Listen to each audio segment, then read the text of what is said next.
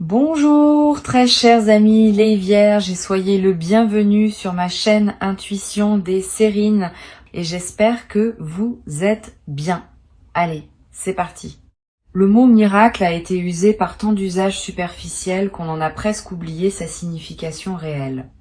On dit miracle pour parler d'un soleil qui se montre après plusieurs jours de pluie, pour parler d'un bus qui arrive juste à l'heure, pour parler d'un enfant qui s'endort sans pleurer.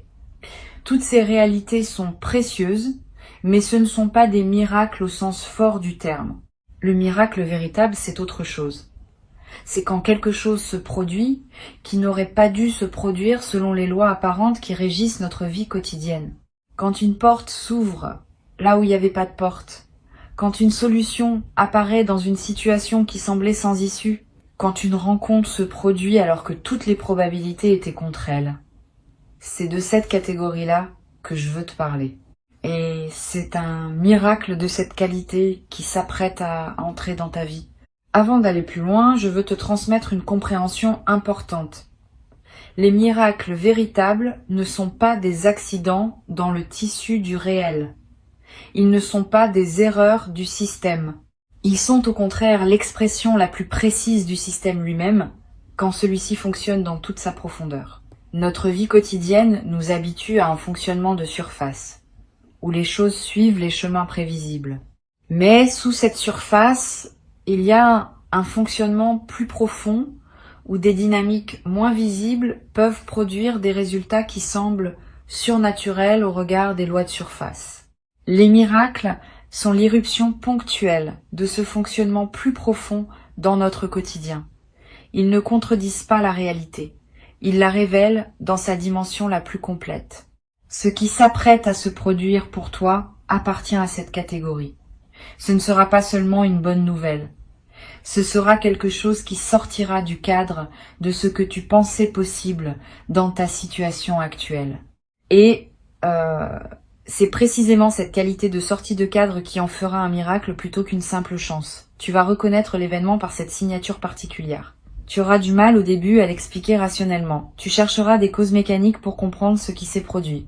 Et tu réaliseras après examen qu'aucun enchaînement de causes ordinaires ne suffit à expliquer ce qui s'est passé. Cette résistance à l'explication mécanique est la marque la plus fiable d'un miracle véritable. Je veux clarifier quelque chose qui peut paraître contre-intuitif.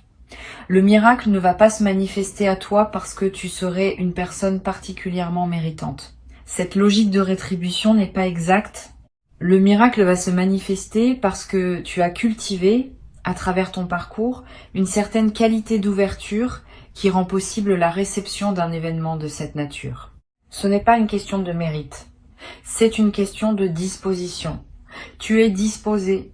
C'est à dire que ton système intérieur a atteint une qualité de réceptivité suffisante pour qu'un événement non ordinaire puisse y trouver un terrain d'accueil. Sans cette réceptivité préalable, le miracle, même s'il se manifestait extérieurement, ne s'enracinerait pas en toi. Il glisserait sur la surface de ta vie sans la transformer. Ici, sur Intuition des Sirènes, je veux te transmettre quelque chose qui va t'aider à reconnaître le miracle quand il se présentera. Les miracles ont une signature subtile dans le corps de celui qui les reçoit. Au moment où l'événement miraculeux se produit, tu vas ressentir une forme de vertige, bref. Un instant de suspension où le temps semble s'arrêter. Une chaleur qui se diffuse dans la poitrine. Des larmes qui peuvent monter sans cause apparente. Tous ces signaux corporels ne sont pas des coïncidences. Ils sont la manière dont ton corps capte le caractère extraordinaire de ce qui se passe, avant même que ton mental n'ait pu le formuler en mots. Apprends à faire confiance à ces signaux corporels. Ils sont plus rapides et plus fiables que les analyses que tu pourrais faire après coup. Je veux te parler de ce qui se passe juste avant qu'un miracle se manifeste.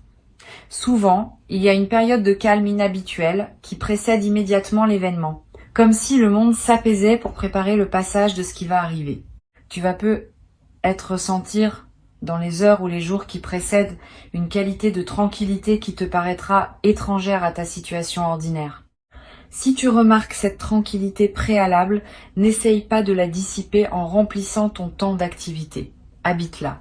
C'est dans cette qualité de calme que la manifestation peut trouver son moment. Tu vas être également avoir, dans cette période préparatoire, des intuitions qui te traversent sans que tu puisses les justifier. Une certitude tranquille que quelque chose va se passer. Une attention soudaine portée à un détail anodin. Une envie de faire quelque chose qui semble sans rapport avec tes préoccupations habituelles. Toutes ces intuitions sont la manière dont ta partie la plus profonde te prépare à l'accueil. Suis-les sans les rationaliser excessivement. Si l'envie de te rendre dans tel endroit te traverse, vas-y, si tu le peux. Si la pensée d'une personne te revient avec insistance, contacte-la peu, être. Ces gestes apparemment anodins peuvent être les conditions exactes par lesquelles le miracle va trouver son chemin jusqu'à toi. Sur Intuition des sirènes, je tiens à te dire quelque chose d'important sur la manière de recevoir un miracle.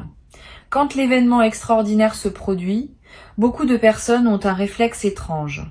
Elles essaient immédiatement de le rationaliser, de le ramener dans la catégorie des coïncidences, de minimiser ce qu'il a de spécial. Ce réflexe vient d'un inconfort face à l'extraordinaire.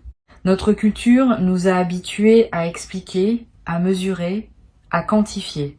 L'extraordinaire vrai résiste à ces opérations, et cette résistance peut nous mettre mal à l'aise. Si tu sens ce réflexe en toi quand le miracle arrive, observe-le sans lui obéir. Permets-toi de simplement reconnaître que oui, ce qui se passe est extraordinaire. Cette reconnaissance pleine est ce qui ancre le miracle dans ta réalité et lui permet de produire son plein effet. La résistance à minimiser ne signifie pas que tu doives en faire un drame ou un événement spectaculaire à raconter à tout le monde. Au contraire, les miracles aiment souvent une certaine discrétion. Ils ont une qualité presque intime, comme un cadeau personnel qu'on reçoit dans le secret de son cœur. Tu pourras être en parler plus tard, quand le moment sera venu. Mais dans les premiers temps, garde-le pour toi, pour pouvoir l'habiter pleinement, sans interférence extérieure. Cette retenue n'est pas du secret pour le secret. C'est une protection de la qualité de ce que tu vis. Je voudrais te parler maintenant de la trace que laisse un miracle véritable dans la vie d'une personne. Cette trace n'est pas seulement le bénéfice direct de l'événement. Elle est plus profonde. Elle consiste en une modification durable de ta perception du possible. Avant le miracle, tu avais une certaine carte mentale de ce qui peut arriver dans une vie. Après le miracle, cette carte s'élargit. Tu sais désormais, par expérience directe, que des choses peuvent arriver qui dépassent ce que tu aurais imaginé. Cette connaissance ne s'efface plus. Elle reste avec toi pour le reste de ta vie. Et elle te sert chaque fois que tu te trouves face à des situations qui semblent sans issue. Tu peux te rappeler qu'au moins une fois dans ton parcours, l'extraordinaire s'est produit et cette mémoire te donne une confiance qui n'est plus naïve mais fondée. Tu vas être également remarqué après le miracle que ta sensibilité aux signes augmente. Tu vas commencer à percevoir des subtilités que tu ne percevais pas avant, des coïncidences signifiantes, des connexions entre événements apparemment séparés, des messages qui te parviennent par des canaux improbables. Cette sensibilité élargie n'est pas une obsession superstitieuse, elle est l'expression d'une perception affinée par l'expérience directe que tu as faite. Tu sais désormais qu'il y a plus dans la réalité que ce qu'on en perçoit en surface. Et cette connaissance te rend plus attentif aux indices de cette dimension supplémentaire qui circule en permanence autour de toi. Une chose importante à comprendre. Le miracle qui s'apprête à se produire n'est pas un événement isolé qui interromprait ta vie ordinaire pour la reprendre ensuite à son cours habituel. Il marque l'inauguration d'une phase nouvelle dans laquelle d'autres manifestations, peut être moins spectaculaires mais tout aussi significatives, vont continuer à se déployer. Ce premier miracle débloque quelque chose qui restera ouvert dans la suite. Tu vas vivre dans les mois et les années qui suivent une succession de petites grâces qui te confirmeront que tu es entré dans une nouvelle relation au possible. Ces petites grâces ne seront pas tout aussi étonnantes que la première, mais leur accumulation va dessiner un paysage dans lequel tu te rendras compte, peu à peu, que ta vie a vraiment changé de qualité. Je veux te transmettre une perspective importante sur la gratitude qui devra accompagner cette manifestation. La gratitude n'est pas une politesse facultative à offrir après avoir reçu. Elle est une pratique active qui maintient ouvert le canal par lequel les bonnes choses peuvent continuer à arriver. Quand tu remercies sincèrement, tu confirmes à toutes les dimensions de ton être que tu es un destinataire conscient et appréciateur. Cette confirmation a un effet réel. Elle prépare la suite. À l'inverse, recevoir sans remercier ou prendre pour acquis ce qui te tombe entre les mains referme subtilement le canal, pas par punition, par simple effet énergétique. Un canal qui n'est pas honoré se ferme parce qu'il n'est plus reconnu comme canal. Cultive donc la gratitude consciente sans en faire un rituel artificiel.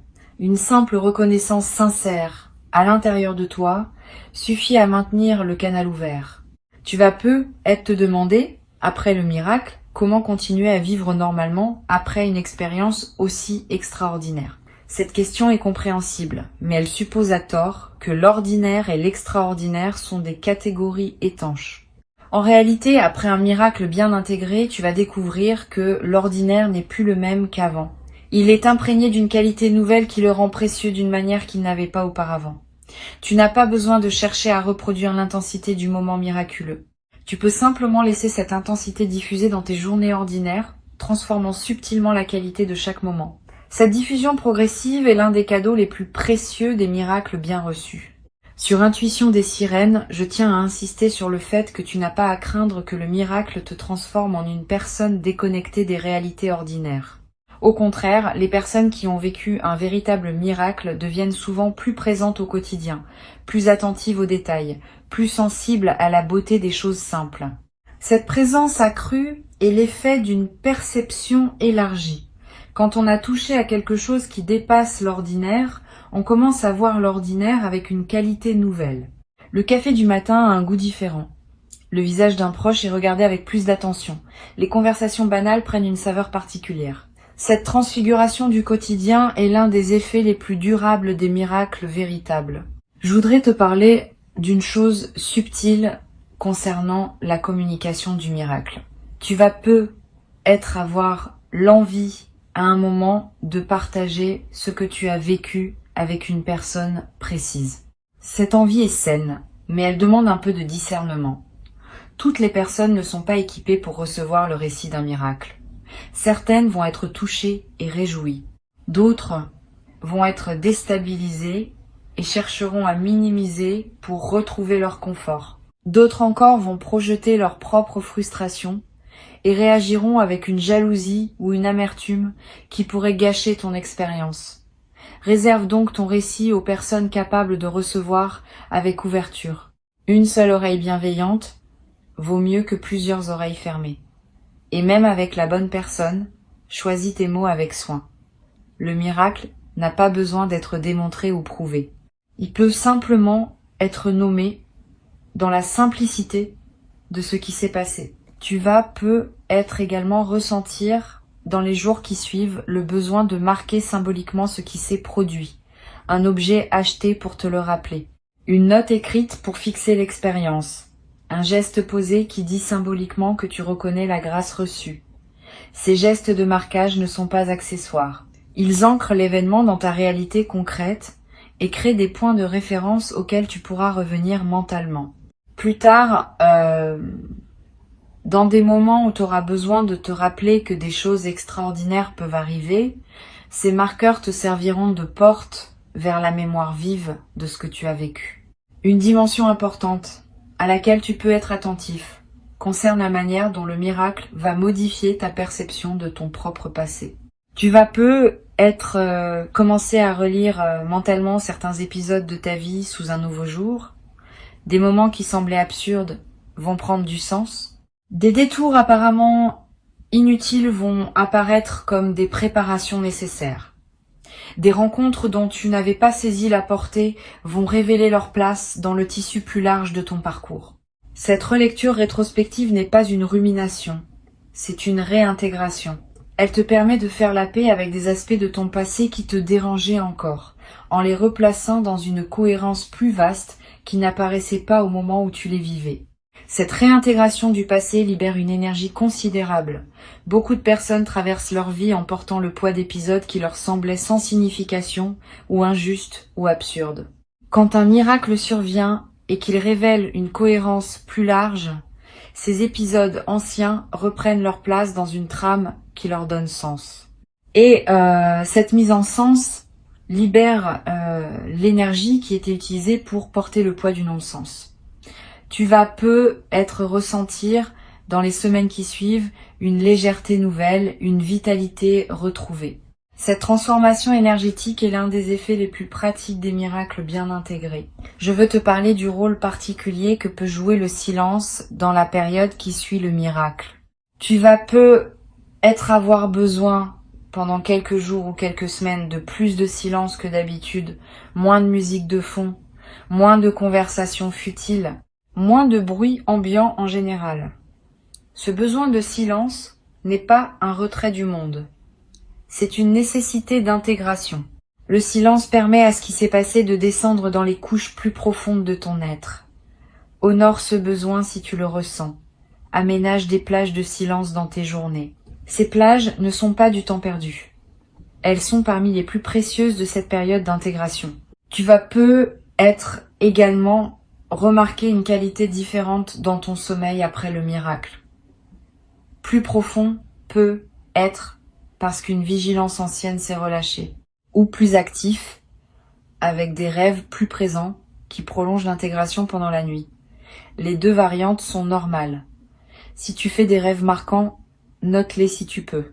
Ils contiennent souvent des indications précieuses sur la suite à donner à ce que tu vis. Tu n'as pas besoin de les analyser intellectuellement. Le simple fait de les capturer leur donne un poids dans ta mémoire consciente. Et tu pourras revenir à eux plus tard avec un éclairage nouveau. Une chose précieuse que tu vas développer après cette traversée est une nouvelle qualité de confiance dans la vie. Pas une confiance naïve qui ignore les difficultés. Une confiance fondée sur l'expérience directe que tu as faite. Tu sais désormais par toi-même que la vie peut surprendre. Que des choses peuvent arriver qui dépassent ce qu'on aurait osé espérer. Cette connaissance corporelle est plus solide que toute conviction intellectuelle. Elle t'accompagnera désormais dans toutes les phases de ton existence, te donnant une sérénité de fond même dans les moments de défi. Tu vas avoir à certains moments dans les semaines qui suivent l'envie de témoigner discrètement à des personnes qui traversent des moments difficiles. Tu pourras leur dire, sans grand discours, que des choses extraordinaires peuvent encore se produire. Ton simple témoignage pourra devenir, pour certaines de ces personnes, l'élément qui leur permet de garder espoir un peu plus longtemps. Tu deviendras à ton tour l'un de ces témoins du possible qui circulent dans le monde et qui maintiennent vivante l'idée que tout n'est pas figé d'avance. Ce rôle, sans en faire une mission grandiose, ajoutera une dimension de service silencieux à ta vie quotidienne. Sur cette chaîne, j'aime souligner que les miracles sont rarement des événements isolés. Ils ouvrent une porte qui reste ouverte. Et derrière cette porte, d'autres possibilités se déploient progressivement. Sois donc attentif à ce qui suit. Ne pense pas que tout se joue dans le moment central. Le moment central est l'inauguration. Ce qui suit est le déploiement. Et le déploiement promet d'être au moins aussi riche que le moment initial, parce qu'il s'inscrit dans la durée et accumule les significations à mesure qu'il avance. Cette continuité après l'événement est ce qui distingue les miracles véritables des éclats ponctuels qui ne laissent pas de traces durables. Je veux te transmettre une perspective importante sur l'humilité qui peut accompagner cette expérience. Pas une humilité diminuante qui te rabaisserait. Une humilité au sens vrai, qui consiste à reconnaître qu'on participe à des dynamiques qui nous dépassent. Tu n'es pas l'auteur du miracle. Tu en es le destinataire et le co-créateur, dans la mesure où ton ouverture a permis qu'il se produise. Mais quelque chose de plus large que toi a orchestré ce qui se passe. Cette reconnaissance d'une dimension qui dépasse ton seul effort personnel est ce qu'on peut appeler humilité dans le sens le plus juste du terme. Elle te garde connecté à une trame plus grande que ta seule existence individuelle. Tu vas être éprouvé à certains moments une émotion difficile à nommer. Un mélange de joie, d'humilité, de gratitude, de presque révérence. Cette émotion mixte est typique des expériences qui touchent à des dimensions profondes. Permets-toi de la vivre sans chercher à la simplifier. Sa complexité est précieuse. Elle te connecte à des dimensions de ta sensibilité, qui restent souvent inaccessibles dans la vie ordinaire. Et cette connexion à ta sensibilité profonde est elle-même l'un des cadeaux secondaires de ce qui s'apprête à se vivre. Je voudrais te parler d'une dimension qui peut surprendre. Le miracle qui s'approche n'est pas seulement pour toi. Il est aussi pour les personnes qui t'entourent, indirectement. Quand quelqu'un dans un cercle social vit une expérience qui élargit sa perception du possible, cela rayonne sur les autres. Pas immédiatement de manière visible, mais subtilement. Les personnes proches de toi vont sentir, sans toujours pouvoir le nommer, que quelque chose a changé dans ta présence. Et ce changement va influencer à sa manière modeste leur propre perception du possible dans leur vie. Tu es donc en train de devenir, sans le décider, un agent de transformation collective. Cette dimension élargie de ce que tu vis donne du sens à l'expérience au-delà de ton seul parcours personnel.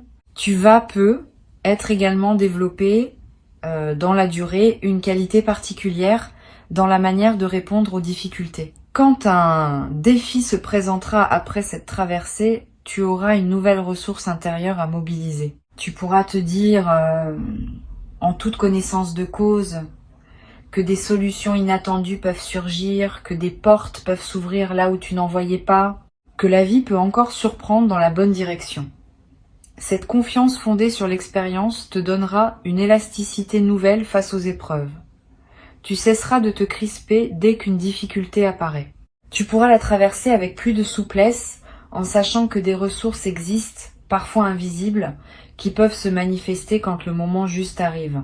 Pour conclure cette transmission, je veux te dire que ce qui s'apprête à se produire pour toi est précieux et que tu mérites pleinement de le recevoir. Avant de te quitter pleinement, je voudrais te transmettre encore plusieurs perspectives qui peuvent enrichir ta préparation à recevoir ce miracle. La première concerne la qualité particulière du regard que tu vas développer après cette expérience. Tu vas regarder le monde différemment, pas avec naïveté excessive qui verrait des miracles partout, avec une attention plus fine qui repère les petits signes de la présence active de l'extraordinaire dans le quotidien.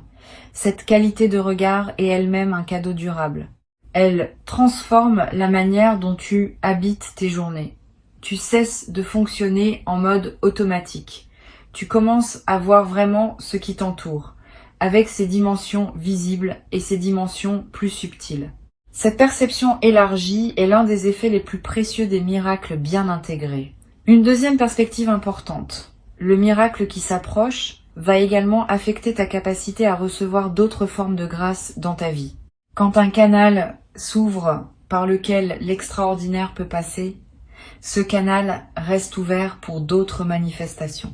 Tu vas être remarqué dans les semaines et les mois qui suivent que des choses bonnes se présentent à toi avec une fréquence inhabituelle, une opportunité qui se manifeste juste au bon moment, une rencontre fortuite qui s'avère significative, une information qui te parvient juste quand tu en avais besoin. Cette accumulation de petites grâces est l'effet en cascade du premier miracle. Elles ne sont pas toutes aussi spectaculaires que l'événement initial, mais leur accumulation transforme la qualité globale de ta vie. Tu vas être également découvrir, à travers cette traversée, une nouvelle relation à la prière ou à l'intention silencieuse, pas nécessairement religieuse au sens traditionnel. Plutôt une pratique simple qui consiste à formuler intérieurement, sans parole solennelle, ce que tu désires voir se manifester dans ta vie. Cette formulation intérieure n'est pas une magie. C'est une mise en alignement consciente. Elle confirme à toutes les dimensions de ton être quelle direction tu choisis. Et cette confirmation aide à orienter ce qui se manifeste. Beaucoup de personnes traversent leur vie sans jamais formuler clairement ce qu'elles veulent, et leurs souhaits restent flous, donc difficiles à actualiser. Tu vas être recommencé à pratiquer cette formulation claire, et tu vas observer que ce que tu formules avec sincérité a tendance à se manifester avec une fréquence plus grande que ce que tu laisses dans le flou. Tu vas remarquer également une transformation dans ton rapport au temps après cette expérience. Le temps ne sera plus tout à fait le même qu'avant. Avant tu vivais dans un certain défilement linéaire, où le passé pesait, où l'avenir préoccupait, où le présent se trouvait souvent négligé. Après, le présent va prendre une qualité différente. Tu vas vivre davantage dans le moment qui s'écoule, parce que tu auras compris, par expérience, que c'est dans le présent que les choses extraordinaires se manifestent. Cette nouvelle relation au présent est l'une des transformations les plus précieuses que peut apporter une expérience miraculeuse bien intégrée. Sur cette chaîne, j'observe que les personnes qui ont vécu un véritable miracle développent souvent une nouvelle qualité d'humour, pas un humour cynique. Un humour léger qui reconnaît les paradoxes savoureux de l'existence. Quand on a touché à quelque chose qui dépasse les explications mécaniques ordinaires, on peut sourire de la manière dont on prenait certaines choses trop au sérieux auparavant. Cet humour n'est pas une moquerie, c'est une légèreté retrouvée. Il rend la vie quotidienne plus agréable, à toi-même et à ceux qui te côtoient. Cette qualité d'humour léger est l'un des cadeaux secondaires les plus appréciables. Tu vas peu être également remarqué, dans cette nouvelle phase, que ta sensibilité à la beauté augmente. Tu vas être plus touché par un coucher de soleil, par un visage croisé dans la rue, par une mélodie entendue par hasard, par la lumière qui passe à travers une fenêtre. Cette sensibilité accrue à la beauté est l'expression du fait que ta présence à la vie s'intensifie. Et la beauté, à son tour, te nourrit d'une manière qu'elle ne te nourrissait pas avant. Tu vas découvrir que la beauté est partout, dans les détails les plus modestes du quotidien, et qu'il suffit d'avoir développé la qualité de regard pour la voir. Ce développement de ta capacité à voir la beauté est l'un des cadeaux les plus durables qui dépassent largement le bénéfice direct du miracle initial. Une chose précieuse que je veux te transmettre. Après cette expérience, tu auras une nouvelle ressource pour les moments difficiles. Quand quelque chose te paraîtra sans issue, tu pourras revenir mentalement à l'expérience que tu as vécue et te rappeler que tu as déjà été surpris une fois par ce que la vie pouvait offrir. Cette mémoire fonctionnera comme une boussole intérieure dans les moments d'épreuve. Elle te dira sans parole que des solutions inattendues peuvent encore se présenter, que des portes peuvent encore s'ouvrir, que tout n'est pas joué d'avance. Cette boussole te servira pour le reste de ta vie. Elle est l'un des bénéfices les plus discrets, mais les plus essentiels de ce qui s'apprête à se vivre. Je voudrais te parler également de la responsabilité douce qui accompagne le fait d'avoir reçu un miracle. Quand on est destinataire d'une grâce, on devient en quelque sorte porteur d'une lumière qu'il s'agit de ne pas éteindre par négligence. Cette responsabilité ne te demande pas grand-chose. Elle te demande simplement de ne pas oublier ce qui t'a été donné, de ne pas le minimiser au fil du temps, de ne pas le rationaliser après coup pour le ramener dans la catégorie de l'ordinaire. Cette fidélité à la mémoire de ce qui a été vécu est le minimum que demande la grâce reçue. Et cette fidélité, en retour, maintient en toi la qualité d'ouverture qui rend possible la suite. Tu vas peu avoir à un moment l'envie de marquer ce qui s'est passé par un acte symbolique. Tu peux planter quelque chose dans un jardin si tu en as un. Tu peux faire un don modeste à une cause qui te tient à cœur. Tu peux écrire une lettre à toi-même que tu ouvriras dans plusieurs années. Ces actes symboliques inscrivent l'expérience dans la trame concrète de ta vie. Ils créent des points de référence durables. Et ils confirment à toi-même que tu reconnais l'importance de ce qui s'est produit. Cette pratique de marquer les moments importants par des actes symboliques est l'une des plus simples et des plus efficaces pour intégrer durablement ce qu'on a vécu. Une dernière dimension à laquelle je tiens. Le miracle qui arrive pour toi peut être aussi un sens qui te dépasse, qui s'inscrit dans une trame plus large que ta seule existence individuelle. Tu pourrais devenir à terme un témoin discret pour d'autres personnes, un exemple silencieux que des choses extraordinaires sont possibles, sans avoir à devenir prédicateur de quoi que ce soit.